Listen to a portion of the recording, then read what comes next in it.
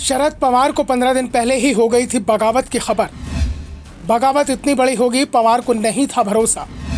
पवार के करीबी ही बना रहे थे एनडीए के साथ जाने का दबाव। साहब को सब कुछ पता था, लेकिन अब अनजान बन रहे हैं। 15 दिन पहले ही बता दिया था कि हमें बीजेपी के साथ जाना चाहिए, लेकिन साहब फैसला टालने में लगे थे। खुद 3 दिन बाद बीजेपी से गठबंधन की कोशिश कर चुके थे।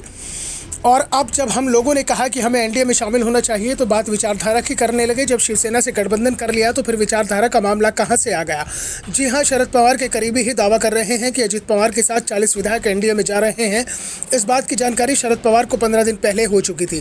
फैसला भी शरद पवार पर छोड़ दिया गया था। इसलिए अगर पवार साहब कहते हैं कि उन्हें कुछ नहीं पता, तो ये सिर्फ राजनीतिक बयानबाजी है। हकीकत तो ये है कि पवार साहब को सब कुछ पता था। दिन, तारीख, समय, सब कुछ पवार साहब को पता था। और तो और जिस बैठक में एनडीए में शामिल होने का फैसला किया गया, उस बैठक में हिस्सा लेने के लिए सुप्रिया सुले को भी बुलाया गया था। वो बैठक में आई भी थी।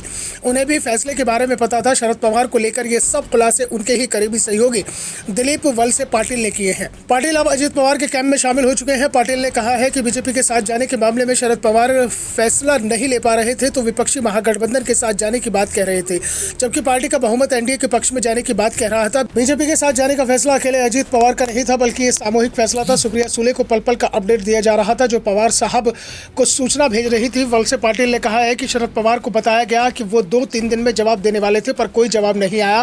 फिर हम शरद पवार के पास गए, उन्हें अपनी भूमिका से अवगत कराया। उसके बाद 40 विधायकों ने अजित पवार का साथ दिया। हम लोगों ने कोई बगावत नहीं की है, लेकिन शरद पवार का साथ छोड़ने का मुझे दुख है।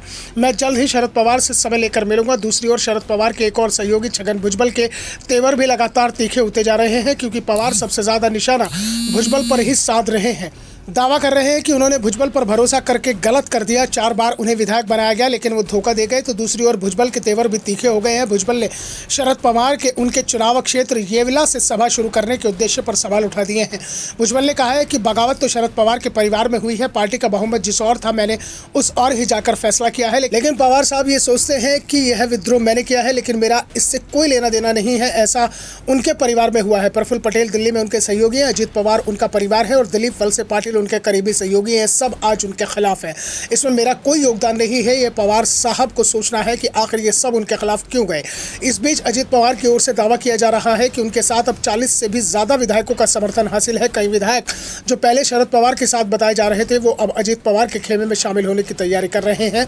दावा किया जा रहा है कि 5 जुलाई को शरद पवार की मीटिंग में पहुंचने वाले 4 विधायकों ने पाला बदल लिया है और अब वो अजित पवार के समर्थन में आ गए हैं। अजित पवार शुरुआत से ही दावा कर रहे हैं कि 3-4 विधायकों को छोड़कर सभी उनके साथ है। इसलिए ये एनसीपी में टूट नहीं है। हम लोगों ने एनसीपी नहीं छोड़ी है, बल्कि हम लोग ही असली एनसीपी हैं। Bureau report, the Dhakad news.